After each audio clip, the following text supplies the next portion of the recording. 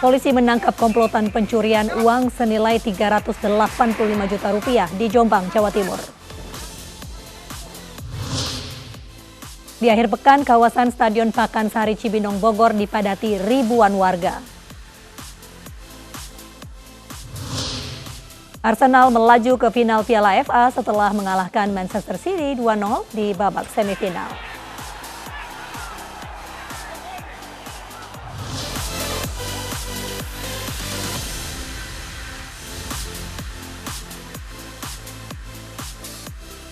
Halo, selamat malam pemirsa. Setelah membatasi jumlah penumpang kereta rel listrik, mulai besok penumpang KRL wajib menggunakan baju lengan panjang untuk menghindari penyebaran COVID-19. Bersama saya, Mirva Suri, inilah iNews Malam, selengkapnya untuk Anda.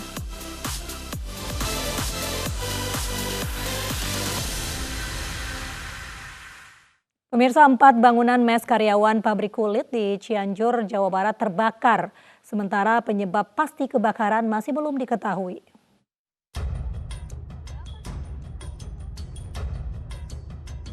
Kebakaran yang menghanguskan 4 bangunan mes karyawan pabrik kulit di Cianjur, Jawa Barat terjadi ketika bangunan sedang kosong. Karyawan pabrik baru mengetahui mes terbakar saat melihat api berkobar di atas atap dengan kepulan asap yang pekat. Ini pabrik kulit, jadi gudangnya ini, bukan pabriknya. Mes karyawannya ini yang terbakar. Ada kendala Pak dalam pemadaman? Dalam penanganan alhamdulillah kami tidak ada. Sementara sumber air juga kebetulan di sini ada. Jadi lebih enak cara penanganan dan akan lebih cepat penanganannya. 3 mobil dan 20 personil pemadam kebakaran dikerahkan untuk memadamkan api. Api berhasil dijinakkan dalam waktu 2 jam. Sementara penyebab awal kebakaran masih dalam penyelidikan. Dari Cianjur, Jawa Barat, Muhammad Andi Isyan, iNews melaporkan. Pemirsa, diduga tidak jaga jarak aman, sebuah mobil bak terbuka menabrak truk kontainer yang berada di depannya di jalur Pantura, Subang, Jawa Barat. 3 orang meninggal akibat kecelakaan ini.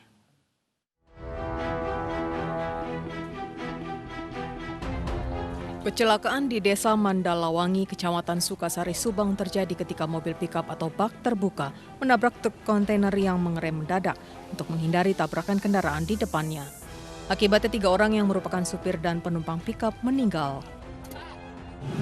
Jadi korban yang meninggal dunia di tempat itu 1, yaitu pengemudi kendaraan L300 yang menabrak bagian belakang kendaraan kontainer. Namun sebelumnya kendaraan kontainer itu melakukan pengereman dikarenakan di depan kendaraan yang ditabrak itu ada kendaraan yang parkir hendak berjalan kembali gitu. Jadi naik ke badan jalan dari bahu jalan ke badan jalan sehingga melakukan pengereman dan ditabrak oleh L300. Kasus kecelakaan ini kini ditangani oleh unit Laka Satlantas Polres Subang. Dari Subang, Jawa Barat, Yudi Heriawan Juanda, iNews melaporkan. Pemirsa, tahap kedua PSBB parsial Kabupaten Bogor, arus lalu lintas di kawasan wisata Puncak Cisarua Bogor masih dipadati ribuan kendaraan. Dan untuk mengurai kemacetan, polisi merekayasa arus lalu lintas satu arah dari Puncak menuju Jakarta. Kawasan Puncak kembali dipadati ribuan kendaraan warga yang ingin berwisata sejak pagi. Sore harinya, seperti terlihat di gambar, mereka kembali menuju Jakarta setelah berlibur.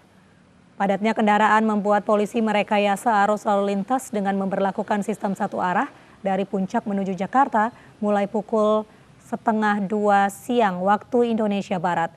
Meski masih dalam masa PSBB parsial, kawasan Puncak tetap menjadi tempat favorit ribuan warga. Meskipun ada imbauan, warga tidak mendatangi Puncak demi memutus persebaran virus corona.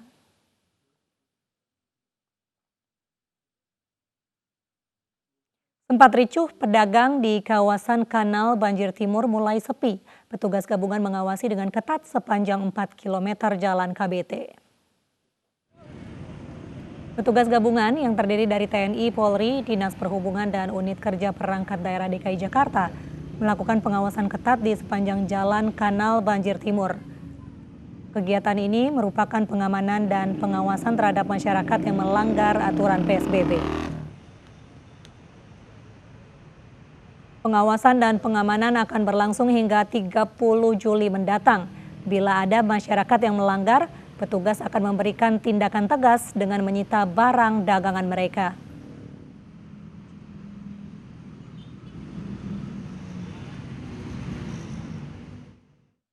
Wali Kota Jakarta Timur Muhammad Anwar mencium praktik jual beli lapak pedagang kaki lima di Kanal Banjir Timur. Sebelumnya, penertiban PKL di kawasan yang kerap ramai setiap sore hingga malam itu berlangsung ricuh.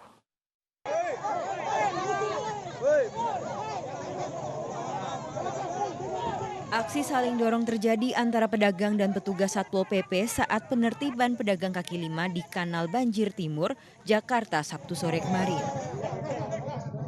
Para pedagang menolak ditertibkan karena merasa sudah mengikuti protokol kesehatan dan takut kehilangan pendapatan.